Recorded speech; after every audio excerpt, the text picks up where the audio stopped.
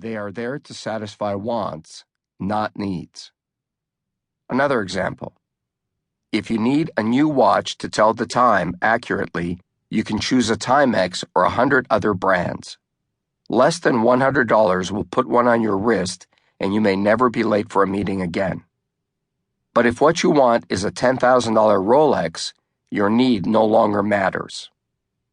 Those examples are easy to understand, but much of selling involves needs and wants that are not nearly as clear-cut, and the product being sold is not nearly as pricey and complicated. You can probably recall situations where you went shopping for an item without knowing just what you needed or wanted. I'll know it when I see it, you may have told yourself. But depending on the size and complexity of the purchase, you are unlikely to see it without assistance of skilled salespeople. Their job is to identify and ensure that buyers understand both their needs and their wants and assist in making the best choice for that situation. If in your I know it when I see it shopping trip you returned with something that both fits your needs and your wants perfectly, you likely encountered a first-rate salesperson. Before a salesperson can address a customer's wants and needs, a connection between the seller and potential buyer must be established. In fact, it's much more than a linkage, even when measured in moments. The connections can be defined as a relationship of sorts. It hardly extends into a BFF kind of bond, but it needs to be revealing enough to provide the salesperson with an insight into some corners of the buyer's life. If this sounds intrusive or manipulative by the salesperson, it's not. It is, however, essential to the success of every qualified sale that is made. Here's how it works.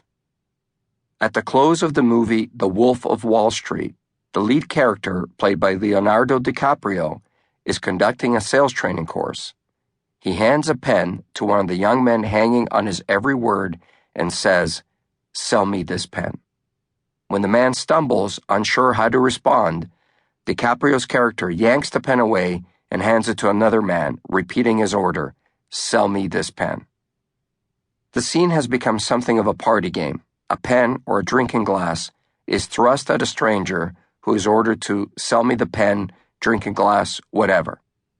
Most people respond by talking about the item they've been handed. "It's a very nice pen," they may say, "with a clip for your pocket, and it writes with permanent blue ink and..."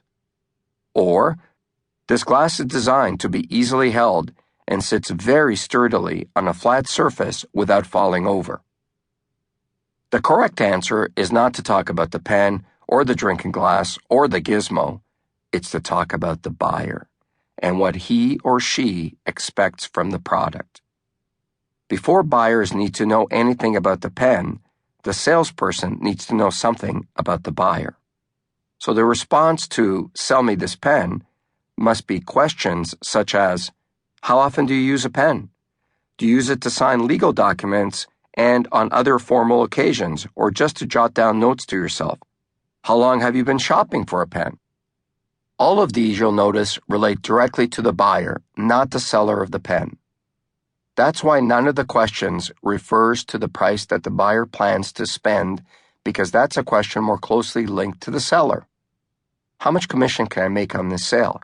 How hard should I work at it based on how much the sale is worth to me? The buyer's answers may trigger new questions until the seller is prepared to say, "Based on what you've told me, I have a pen here that fits all your needs with a few special features you'll appreciate." The salesperson has done two things in this exchange. First, instead of jumping into a sales pitch, she has launched a qualifying session to match the buyer with the product. And second, as limited as it may appear at first glimpse, she has created a relationship with the customer, who recognizes that the salesperson knows enough to make a realistic suggestion about the product. If this all sounds a little silly, that's because we're dealing with pens and drinking glasses, small and incidental things. But the basis still holds all across the spectrum of things being bought and sold. Change the pen to a house, for example, and the qualifying questions are similar. Only the dollar value has changed.